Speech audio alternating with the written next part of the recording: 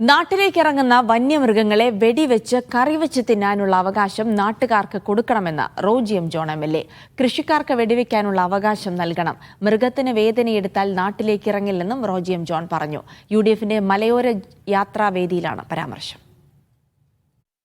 കാട്ടുപന്നി നാട്ടിലേക്ക് ഇറങ്ങി വരുന്നു, വെടിവെച്ച് മണ്ണെണ്ണ ഒഴിച്ച് കത്തിച്ച് കളയണമെന്നാണ് പറയുന്നത്. എന്തിനാണ് മണ്ണെണ്ണ ഒഴിച്ച് കത്തിച്ച് കളയുന്നത്? ആ കാട്ടുപന്നി, നാട്ടിലിറങ്ങുന്ന കാട്ടുപന്നിയെ ആളുകൾ വെടിവെച്ചാൽ അതിനെ കറിവെച്ച് തിന്നാനുള്ള അവകാശം നാട്ടുകാർക്ക് കൊടുക്കണം. കാട്ടിപ്പോയല്ല ആരും വെടിവെക്കുന്നത്.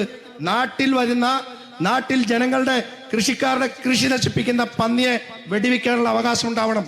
ഏത് മൃഗമായാലും നാട്ടിലേക്ക് ഇറങ്ങിയാൽ അതിന് ശരീരത്തിന് വേദന എടുക്കണം.